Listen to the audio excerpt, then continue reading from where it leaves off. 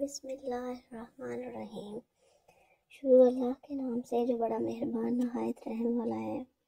السلام علیکم ورحمۃ اللہ وبرکاتہ۔ اسلامک سینٹر چینل میں خوش آمدید۔ ویورز، جس طرح آپ کو اس چینل پہ انبیاء کرام کے بارے میں معلومات ملتی رہتی ہیں، ان کے حالات زندگی اور معجزات کے بارے میں،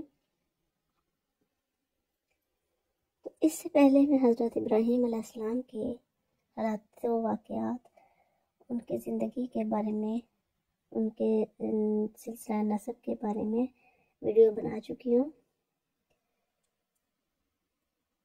کہ اس میں کس طریقے سے ان کی قوم نے بتوں کی پوجا کی اور انہوں نے کیسے ان کو روکا۔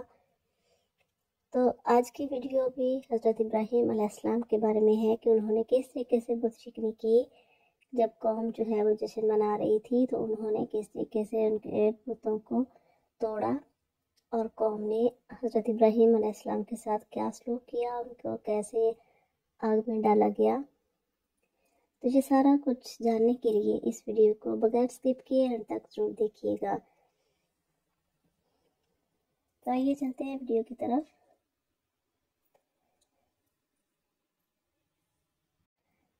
حضرت ابراہیم علیہ السلام نے قسم اٹھا کر یہ بات کہی تھی کہ جب تم سب اپنے تہوار کے موقع پر چلے جاؤ گے تو میں تمہارے ان معبودوں کے ساتھ خفیہ کارروائی کروں گا۔ جب وہ لوگ تہوار مناتے تھے جس کے لیے وہ ہر سال شہر سے باہر جاتے، ابراہیم علیہ السلام کے باپ نے وہاں حاضر ہونے کے لیے کہا تو فرمایا میں بیمار ہوں۔ جیسے ارشاد باری تعالیٰ ہے، اس کے کچھ عرصے بعد انہوں نے ستاروں کی طرف ایک نگاہ ڈال کر کہا کہ میری طبیعت خراب ہے۔ اس جگہ حضرت ابراہیم علیہ السلام نے کلام میں تعریض و اشارہ کر کے ایک مقصد حاصل کیا ہے جو ان کے بتوں کی بے عزتی کی، اللہ کے دین برحق کی مدد کی اور بتوں کی پوجا کرنے کو باطل اور غلط قرار دیا، کیونکہ وہ بت عبادت کے حقدار نہیں بلکہ وہ توڑے جانے اور انتہا درجہ کے تذلیل و تحقیر کیے جانے کے مستحق تھے۔ جب لوگ اپنے تہوار کی طرف گئے اور ابراہیم علیہ السلام ان کے شہر میں ٹھہرے رہے تو وہ ان کے معبودوں کی طرف متوجہ ہوئے، یعنی خفیہ طور پر تیزی سے ان کے بتوں کی طرف گئے تو ان کی بڑی خوبصورت حالت میں پایا۔ انہوں نے دیکھا کہ ان بتوں کے آگے ان کے تقرب کے لیے بہت سے قسم کے کھانے رکھے ہوئے تھے۔ ابراہیم علیہ السلام سے مذاق اور توہین کے انداز سے کہنے لگے، کیا تم کھاتے نہیں ہو؟ تمہیں کیا ہو گیا ہے کہ تم بولتے نہیں؟ پھر وہ پوری قوت کے ساتھ مارتے ہوئے ان بتوں پر پل پڑے۔ دائیں ہاتھ کے مارنے کا ذکر اس لیے کیا کہ وہ زیادہ طاقتور، پکڑ میں مضبوط اور زیادہ کارگر ہوتا ہے۔ ہتھوڑے کے ساتھ ان کو توڑ پھوڑ دیا، جیسے کہ اللہ تعالیٰ کا ارشاد ہے، وَجَعَلَهُمْ جُذَاذًا، ان تمام کو ٹکڑے ٹکڑے کر دیا، مگر ان کے بڑے بت کو چھوڑ دیا تاکہ وہ اس کی طرف رجوع کریں۔ ابراہیم علیہ السلام نے ہتھوڑا بڑے بت کے ہاتھ میں تھما دیا، گویا اشارہ تھا کہ اس بڑے بت کو غیرت آ گئی کہ میرے ہوتے ہوئے بھی ان چھوٹوں کی پوجا پاٹ ہو رہی ہے۔ جب وہ لوگ اپنے تہوار سے واپس آئے تو دیکھا کہ ان کے خداؤں پر کیا عذاب نازل ہو چکا ہے، تو وہ کہنے لگے کہ ہمارے خداؤں کے ساتھ یہ حرکت کس نے کی ہے؟ وہ کوئی بڑا ہی ظالم تھا۔ اس واقعے میں ایک بڑی کھلی دلیل تھی، کاش وہ عقل سے کام لیتے۔ وہ یہ ہے کہ توڑ پھوڑ کے انداز سے ان کے معبودوں کی خوب توجہ کی گئی۔ اگر وہ معبود برحق ہوتے تو اپنے آپ سے ان لوگوں کو دور رکھتے جنہوں نے ان کو نقصان پہنچایا ہے، لیکن انہوں نے اپنی جہالت، کم عقلی، گمراہی اور فساد کی وجہ سے کہا، ہمارے خداؤں کے ساتھ یہ حرکت کس نے کی ہے؟ وہ کوئی بڑا ہی ظالم تھا۔ انہوں نے کہا، ہم نے ایک نوجوان کو سنا ہے کہ وہ ان بتوں کے بارے میں باتیں بناتا ہے، اسے ابراہیم کہتے ہیں، یعنی وہ نوجوان ان پر عیب لگاتا اور ان کی تنقید کرتا تھا۔ یہ کام وہی کرنے والا اور ان کو توڑنے والا ہے۔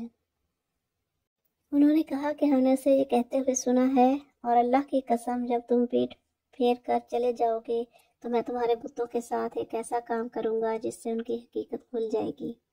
انہوں نے کہا، تو پھر اس کو سب لوگوں کے سامنے لے کر آؤ تاکہ سب گواہ بن جائیں، یعنی لوگوں کے بڑے اجتماع میں اسے لاؤ تاکہ وہ اس بات کی گواہی دیں اور اس کی کلام سنیں اور اپنے خداؤں پر نازل شدہ عذاب کا بدلہ لے کر ان کی مدد کریں۔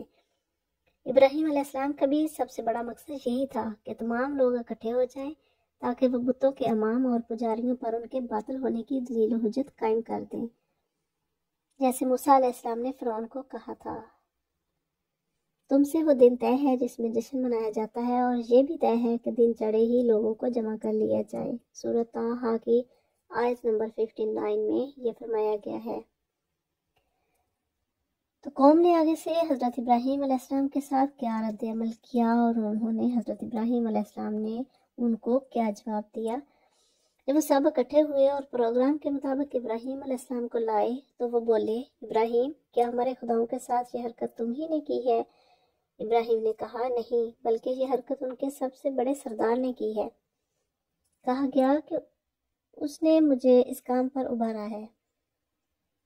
ابراہیم علیہ السلام نے کلام میں تعریض و کنایہ سے کام لیا تھا، اب انہی بتوں سے پوچھ لو اگر یہ بولتے ہوں۔ ابراہیم علیہ السلام نے یہ بات اس لیے کی تھی تاکہ وہ فوراً کہیں یہ تو بات نہیں کرتے، اور اس طرح وہ اعتراف کر لیں کہ یہ باقی جمادات اور پتھروں کی طرح ٹھوس اور بے حس و حرکت ہی ہے۔ اس پر وہ لوگ اپنے دل میں کچھ سوچنے لگے اور اپنے آپ سے کہنے لگے کہ سچی بات تو یہی ہے کہ تم خود ظالم ہو، یعنی وہ اپنے آپ کو ملامت کرتے ہوئے کہتے ہیں کہ تمہیں ظلم کرنے والے ہو، یعنی تم نے ان کو نگران کے بغیر چھوڑ کر ظلم کا کام کیا ہے۔ پھر وہ اپنے سروں کے بل اونڈے ہو گئے، وہ حیران ہوئے، برائی کی طرف مائل ہوئے اور انہوں نے اپنے سر جھکا لیے۔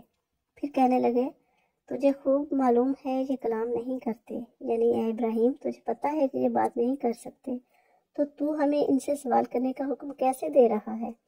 اس وقت ابراہیم خلیل اللہ نے ان کو کہا، بھلا بتاؤ کہ کیا تم اللہ کو چھوڑ کر ایسی چیزوں کی عبادت کر رہے ہو جو تمہیں نہ کچھ فائدہ پہنچاتی ہیں نہ نقصان؟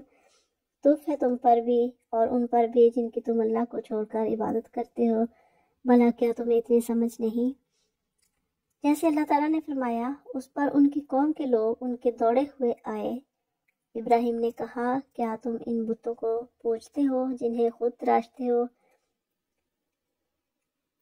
یہ سورۃ صفات میں آیت نمبر 94 میں فرمایا گیا، یعنی تم ان بتوں اور مورتیوں کی عبادت کیسے کرتے ہو جن کو تم نے خود لکڑی اور پتھر سے تراشا اور اپنی پسند کے مطابق اس کی شکل و صورت بنائی، حالانکہ تم اور جن کو تم اپناتے ہو اللہ نے ہی پیدا کیا ہے۔ اس کا مطلب ہے کہ تم بھی اور تمہارے بت بھی مخلوق ہیں، تو اپنی جیسی مخلوق کی عبادت کیسے کرتے ہو؟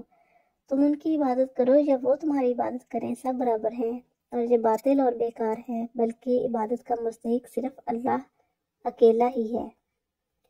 انہوں نے کہا، اس کے لیے ایک مکان بناؤ اور اس کو آگ میں ڈال دو۔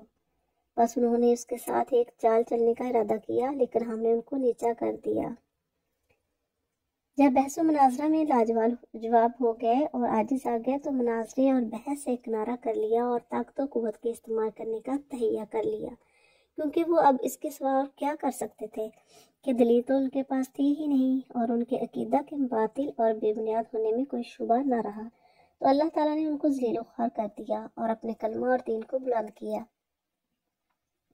جیسے کہ سورۃ الانبیاء میں اللہ تعالیٰ کا ارشاد ہے، وہ ایک دوسرے سے کہنے لگے، آگ میں جلا ڈالو اس شخص کو اور اپنے خداؤں کی مدد کرو اگر تم میں کچھ کرنے کا دمخم ہے۔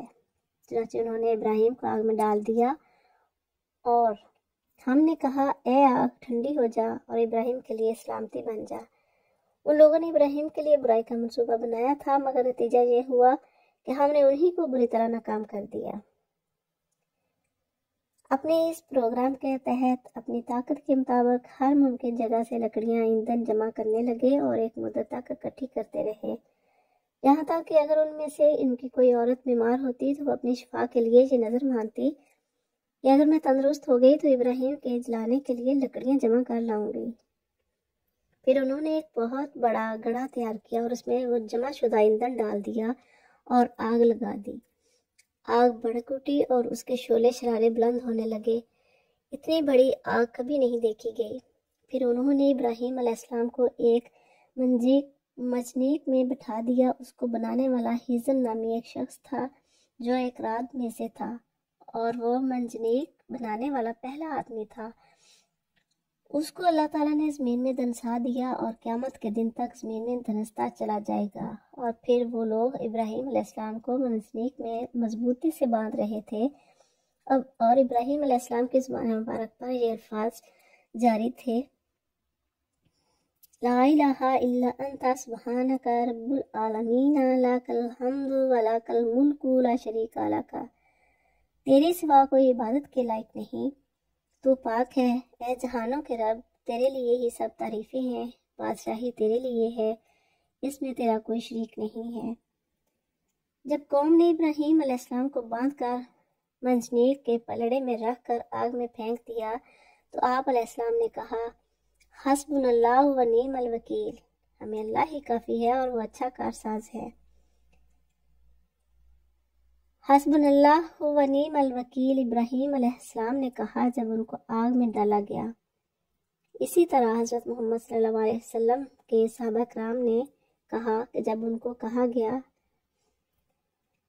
یہ مکہ کے کافر لوگ تمہارے مقابلے کے لیے پھر سے جمع ہو گئے ہیں، لہٰذا ان سے ڈرتے رہنا، تو اس خبر نے ان کے ایمان میں اور اضافہ کر دیا، اور وہ بول اٹھے کہ ہمارے لیے اللہ کافی ہے اور وہی بہترین کارساز ہے۔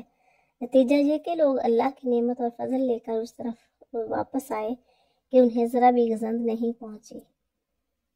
رسول اللہ صلی اللہ علیہ وسلم نے فرمایا کہ جب حضرت ابراہیم علیہ السلام کو آگ میں ڈالا گیا تو انہوں نے کہا: اے اللہ، تو آسمان میں ایک ہے اور میں زمین میں اکیلا تیری عبادت کرتا ہوں۔ جبرائیل علیہ السلام کل فضا میں حضرت ابراہیم علیہ السلام کے پاس تشریف لائے اور آ کر عرض کی: اے ابراہیم، کیا آپ کو کوئی ضرورت ہے؟ فرمایا کہ آپ سے مجھے کوئی ضرورت نہیں ہے۔ بارش والا فرشتہ کہنے لگ گیا کہ مجھے کب حکم ہو اور میں بارش برسا دوں، مگر اللہ کا حکم آگ کی طرف جلدی پہنچا۔ ہم نے کہا: اے آگ، ٹھنڈی ہو جا اور ابراہیم کے لیے سلامتی بن جا۔ حضرت علی بن ابی طالب رضی اللہ تعالیٰ عنہ فرماتے ہیں کہ مطلب یہ ہے کہ اے آگ، تو نے حضرت ابراہیم علیہ السلام کو کوئی نقصان نہیں پہنچانا۔ اگر اللہ تعالیٰ سلامن علی ابراہیم نہ فرماتے تو آگ کی ٹھنڈک ابراہیم علیہ السلام کو تکلیف پہنچاتی۔ اس دن زمین والوں نے آگ سے کوئی فائدہ نہیں اٹھایا اور آگ نے حضرت ابراہیم علیہ السلام کی صرف رسیاں ہی جلائیں۔ حضرت جبرائیل علیہ السلام حضرت ابراہیم علیہ السلام کے ساتھ تھے، وہ آگ کا سینہ صاف کرتے رہے، اس کے علاوہ ابراہیم علیہ السلام کو کوئی تکلیف دہ چیز لاحق نہیں ہوئی۔ آپ کے ساتھ سائے کا نگران فرشتہ بھی تھا۔ آپ ایک سرسبز شاداب باغ میں تھے اور آپ کے ارد گرد لوگ ان کو دیکھ رہے تھے اور ان تک پہنچ نہیں سکتے تھے، اور نہ ہی ابراہیم علیہ السلام وہاں سے نکل کر لوگوں کے پاس آ سکتے تھے۔ آپ فرماتے تھے کہ جب ابراہیم علیہ السلام کے باپ نے آپ کو اس حالت میں دیکھا تو اس نے بہت اچھی بات کہی اور خوبصورت بات کہی، کہا کہ اے ابراہیم، تیرا رب بہت اچھا رب ہے۔ جب حضرت ابراہیم علیہ السلام کی ماں نے اپنے بیٹے کو دیکھا تو پکار کر کہنے لگی: اے بیٹے، میں تیرے پاس آنا چاہتی ہوں، اللہ سے دعا کرنا چاہتی ہوں، جب میں تیرے پاس آؤں تو آگ کی تپش مجھے تکلیف نہ دے۔ ابراہیم علیہ السلام نے فرمایا: ہاں، میں دعا کرتا ہوں۔ تو وہ آپ کی طرف آئی، اس پر کوئی اثر نہیں ہوا، آگ نے اس پر کوئی اثر نہیں کیا۔ آپ کے پاس پہنچ کر گلے لگایا اور بوسہ دیا اور واپس چلی آئی۔ حضرت ابراہیم علیہ السلام آگ میں 40 دن یا 50 دن رہے اور آپ نے فرمایا کہ آگ والے دنوں اور راتوں سے اچھی زندگی میں نے کبھی نہیں گزاری، اور میری تو خواہش ہے کہ میری ساری زندگی اور حیات اسی طرح ہو جائے۔ انہوں نے حضرت ابراہیم علیہ السلام سے انتقام لینا چاہا مگر ذلیل و رسوا ہوئے، اور انہوں نے اپنے آپ کو بلند کرنا چاہا لیکن رسوا اور پست ہوئے، غالب آنا چاہا مگر مغلوب ہوئے، جس کو اللہ تعالیٰ نے اپنے کلام میں یوں بیان کیا: ان لوگوں نے ابراہیم کے لیے برائی کا منصوبہ بنایا تھا مگر نتیجہ یہ ہوا کہ ہم نے انہیں کو بری طرح ناکام کر دیا۔ دوسری آیت میں فرمایا: ہم نے انہیں نیچا دکھا دیا۔ یہ ذلت اور رسوائی ان کو دنیا میں ملی اور آخرت میں آگ ان پر سلامتی والی اور ٹھنڈی نہیں ہوگی، اور نہ ہی ان کو امن و سلامتی کا تحفہ پیش کیا جائے گا بلکہ وہ تو اس طرح ہوگی جس طرح اللہ تعالیٰ نے ارشاد فرمایا، یقیناً وہ کسی کا مستقر اور قیامگاہ بننے کے لیے بہترین جگہ ہے۔ رسول اللہ صلی اللہ علیہ وسلم نے چھپکلی کو قتل کرنے کا حکم دیا اور فرمایا وہ آگ تیز کرنے کے لیے ابراہیم علیہ السلام پر پھونکے مارتی تھی۔ رسول پاک صلی اللہ علیہ وسلم نے فرمایا چھپکلی کو قتل کرو، وہ ابراہیم علیہ السلام پر جلائی ہوئی آگ میں پھونک مارتی تھی۔ حضرت عائشہ رضی اللہ تعالیٰ عنہ اگر اسے دیکھتی تو قتل کر دیتی۔ حضرت عائشہ صدیقہ رضی اللہ تعالیٰ عنہ کے پاس ایک عورت آئی تو دیکھا کہ اس کے پاس ایک نیزہ کھڑا کیا ہوا ہے۔ عورت نے پوچھا یہ نیزہ کس لیے ہے؟ فرمایا ہم اس کے ساتھ چھپکلیاں قتل کرتے ہیں کہ جب ابراہیم علیہ السلام کو آگ میں ڈالا گیا تو زمین کے تمام جانور اس آگ کو بجھاتے تھے، لیکن چھپکلی آگ کو تیز کرنے کے لیے اس میں پھونک مارتی تھی۔ تو ویورس یہ تھا حضرت ابراہیم علیہ السلام کا بتوں کو توڑنے کا اور ان کو آگ میں ڈالنے کا واقعہ۔ ویڈیو اگر پسند آئے تو لائک اور شیئر ضرور کریں اور اس کو اپنے فرینڈس کے ساتھ، رشتہ داروں کے ساتھ ضرور شیئر کریں تاکہ زیادہ سے زیادہ معلومات ہر کسی کو مل سکیں۔ اگر چینل پر نئے ہیں تو چینل کو اپنے علمی اضافے اور میری سپورٹ کے لیے سبسکرائب ضرور کریں اور بیل آئیکن کو ضرور پریس کریں تاکہ ہر آنے والی ویڈیو کا نوٹیفیکیشن آپ تک پہلے پہنچ سکے اور آپ زیادہ سے زیادہ علم حاصل کر سکیں۔ تو ملتے ہیں نیکسٹ ویڈیو میں، تب تک کے لیے اللہ حافظ۔